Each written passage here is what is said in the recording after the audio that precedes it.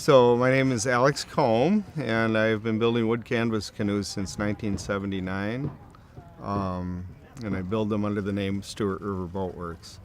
And I live in Knife River, Minnesota.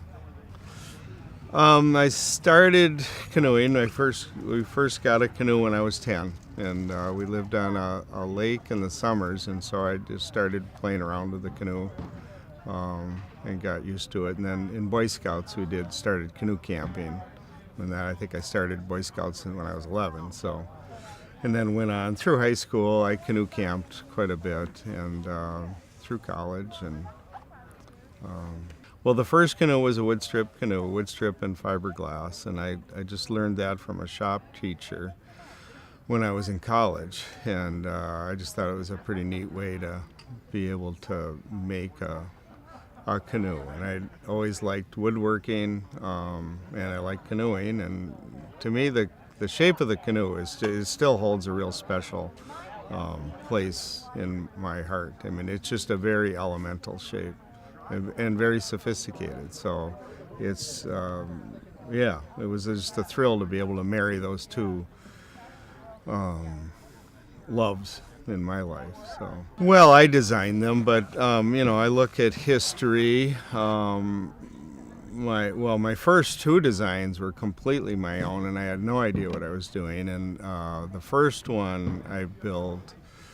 Well, the wood strip wasn't my own. I'm not sure where that came from, but the first wood canvas canoe I designed, and I built one of, and then I destroyed the form, and then I made another form, and I probably built a dozen canoes on that, and then I destroyed that form, and then I decided to use something more proven, and then I took lines from a Chestnut cruiser. So that was the first canoe that I tried to copy. And it's a pretty tippy canoe, and I found people were falling out of it, so I ended up redesigning that. And so kind of after that, pretty much I would start with an historic model and then redesign it or change it a bit. So almost all of my designs, I've probably designed 20 to 25 canoes in the 33 years I've been doing this. The only one I have an E.M. White design that I call Emily, and that's the only canoe that I've actually tried to keep original, but all the others I've changed. The number of models changes, and it's just always been fluid for me. I'll design a boat, and then after a while, if I get tired of it, if I don't like it, I'll discontinue it. And I've probably discontinued, 6 or 8 different models over the years. So right now, I'm pretty happy with the ones I've got. I think I've got 3 solo canoes. Well, actually, there's 4 different models.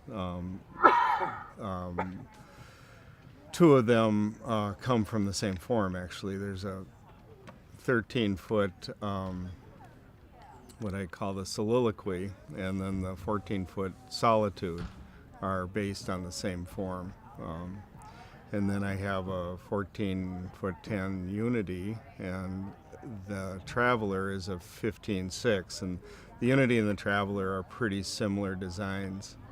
They're actually based on this E.M. White design that I call the Emily, but it's totally different to take a tandem canoe and make it into a solo. And so it's hard to say that, but when I look at either one of those canoes, I can see the Emily in it. It's definitely owes to that canoe. The other canoe, the first maybe really successful model that I came up with was the Chestnut Pal, copy of the Chestnut Pal. It's a 16-foot canoe, and it's just it's a perfect name for the boat. It's just a friendly boat, and it's definitely been to date the most popular of the models that I've built. And I did change it a bit, not terribly much, but I made it a deeper canoe. I just thought it was too shallow for tandem use, or at least for camping. it was nice the way Chestnut built it. It kept it low and out of the wind, but I thought for canoe camping you needed a little more depth. So at any rate, I increased the depth, and I think I changed the stem profile a little bit. But otherwise, it's behaves a lot like the Chestnut.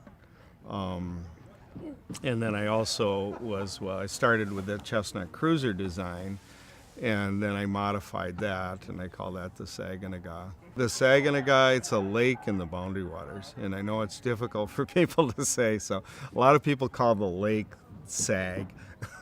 So you could call it the canoe Sag. It's not all that romantic, but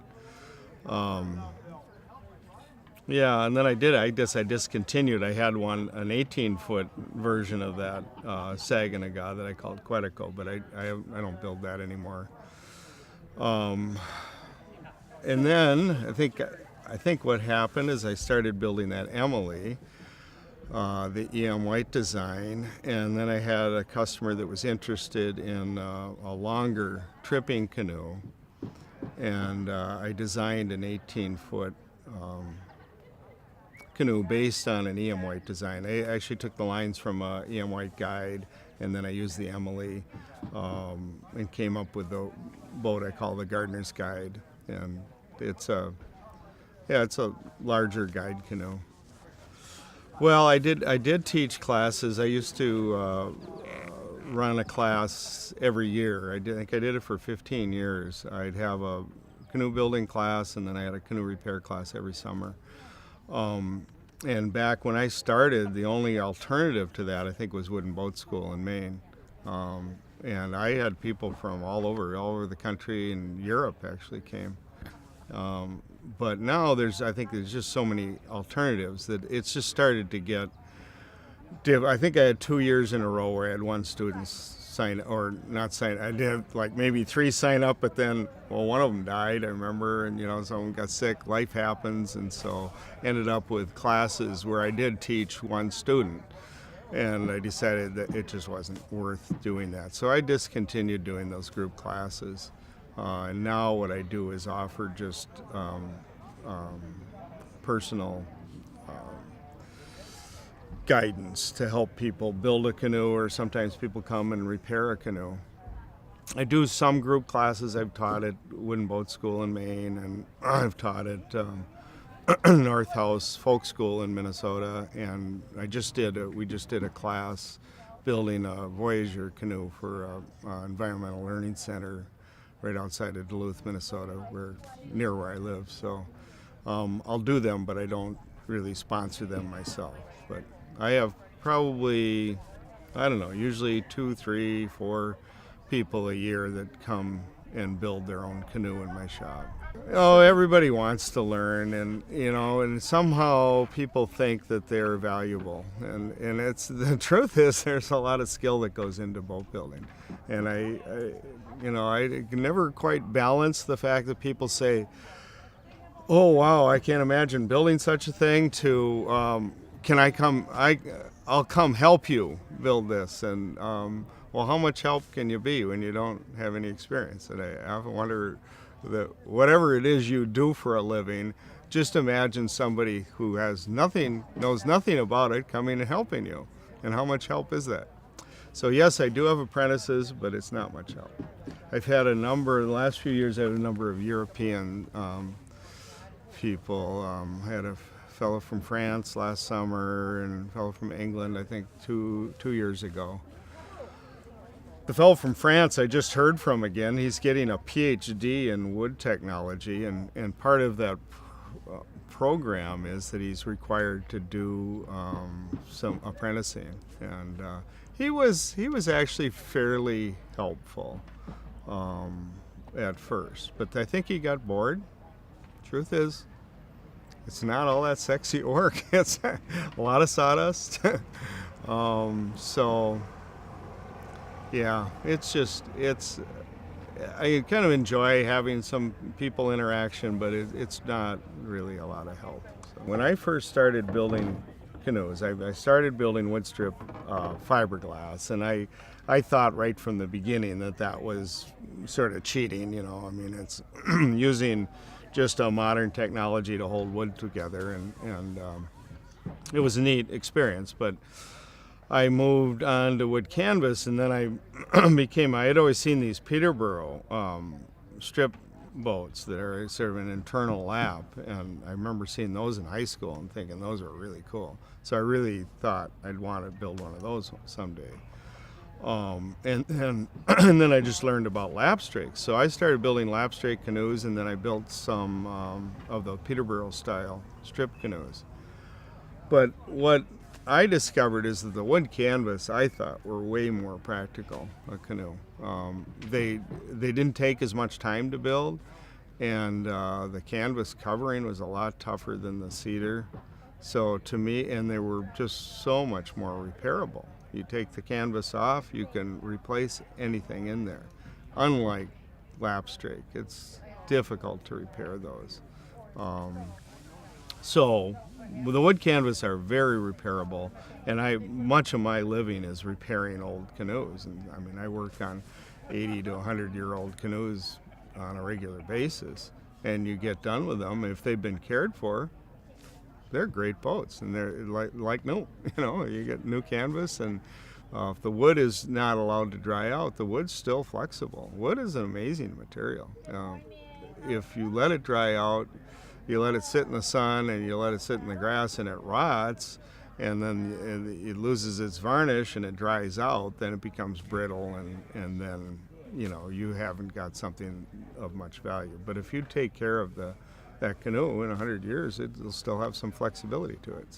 So you asked what would happen if no one was building, say, wood canvas canoes, and I would reply it would be a sad day. They're beautiful, practical craft that just have an aesthetic to them that these modern materials don't have. And I think everybody here in this group understands that.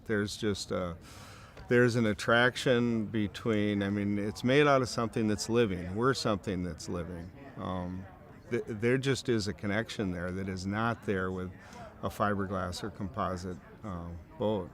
And not to say, I have Royalex canoes. I like Royalex or polyethylene for bouncing off of rocks, and I still have my aluminum canoe that I learned to canoe in when I was 11. Never use it, but I appreciate that material. I've always said the aluminum canoes sit in the snowbank better than any other canoe, and they do. A lot of people, they just paddle a canoe, once or twice a year, and the rest of the time, what do you do with it? Well, you can just take an aluminum canoe and throw it in the grass, and it's fine. But you can't do that with a wood canoe. So you have to take more care of it. But in the end, it's just a very practical, very beautiful boat. And also it's the number of people that are building it. You can build different models. You can build your own. And what's great about this organization is people are really learning how to do that, how to build and how to repair and keep the tradition alive. So I don't think we really need to worry that it's going to die out. I don't think it ever will. It's an important thing, and people recognize how important it is. Well, I first heard of the Wooden Canoe Heritage Association. Is that right? WCHA. About a year after I started building it, and now maybe I'm confused. If I started building wood canvas canoes in 1979. I think that's the same year that the WCHA started. And I don't think I joined until 1980. So I think my number was 900 and something. I think I read about it in a magazine, and they started, Jeff and Jill Dean had started it in Madison, and I was living in northern Minnesota, and then I actually met them. They were going through the town. I was living in Two Harbors, and I went into town and I saw a car with a Wisconsin license plate that said canoe on it. Well, and then it had a Joe Saliga canoe on top of it. So I pulled over and I thought, who the heck is this? And I went into the cafe and I figured out who it was right away, because everybody else was local. And so I walked up to them and I said, do you own that car out there with a Joe Saliga canoe on it. And so then anyway, that's how I met them. And then they came out to my shop and looked at it, and I joined up. So, and it's been great. I mean, especially in those early years, the organization was pretty small. I mean, there were just, I don't know, maybe a couple hundred members, I guess I was 900, so yeah. But okay, so there was maybe 1,000 members, but it was a small group, and people were just very supportive and encouraging about getting involved in the wooden canoe. And then I guess I got to know Joe better that way too, because he got involved. As I say, when I first told him I was going to build wood canvas canoes, he wasn't all that excited in helping me. He didn't really want competition, but he got involved in this WCHA, and so he would come and I would come to the assemblies. And so that's really where I got to know Joe, was 1,000 miles away from home, where we live 75 miles away apart, but I wouldn't see him except at these assemblies. And then I met the other people, other builders and all the other people that were doing restorations, and learned about so much about the history that I didn't know, which is fascinating. And the challenge for my business, the most challenge for a business like this is to make a living from it. And it's for years I wouldn't even call it a business. I'd say it's an affliction more than a business, but it is, in the end. I've done other things. I've had other careers, so to speak, and other jobs, but the boats have always been what's there for me. Jobs have kind of come and gone, and the boats have been there, and I've got to recognize that it's just been a major part of my financial life. And I've raised kids. I've got, my son's 28, and my daughter's 7. So, and I've continued to raise kids for a long period of time, and that's the bulk of my son. I helped him get through school. I told him I didn't have a lot of money, so he needed a scholarship, but he got a scholarship. But I was able to help him through school by building and restoring boats. So it's a big challenge, and I think people don't quite understand it. They think it's just sort of this quaint little thing that you do, but I'm working hard, and I get up every morning and I try to organize my day and get as much done as I can, and so that's the biggest challenge. They're all interesting, new projects. I started building lapstrake rowboats. Well, I guess it's been 15, 20 years now, but it still seems kind of new to me, and I keep adding new models, and it's a challenge. I recognize that building those boats is a lot more challenging to me than building a wood canvas canoe. And part of it, there's a lot more precision to it to get the angles right and stuff. Also, you don't get to just cover it with canvas. I have to say, you can cover maybe some sins with canvas. I don't know. You can't cover too much because it'll show any undulations, but certainly a mark or something, the canvas will cover. And if you, like, I just finished a lapstrake rowboat that was finished bright, varnished inside and out, and there's just no margin for error. You can't fill in an area if it's low or something. It just has to be right, and it's just because you can see everything. So that's a challenge, and I guess it's satisfying to meet that challenge. But I have to say, when I finished that boat and got to go back to working on a canoe, it just felt like home to me, and it's just very satisfying to me. To be in a wooden canoe is something very special. I mentioned earlier that the wood was alive, and I'm alive, and you feel that camaraderie there. And I've also noticed, at least where I live, I live in the area by design where white cedar grows, and my canoes are mostly white cedar. And the white cedar loves the water, so a lot of the lakes that I paddle on are lined with white cedar. And that really strikes me as I'm paddling along that, this canoe that's supporting me and putting me through the water is made out of the same thing as these trees that are hanging over the water. And there just feels this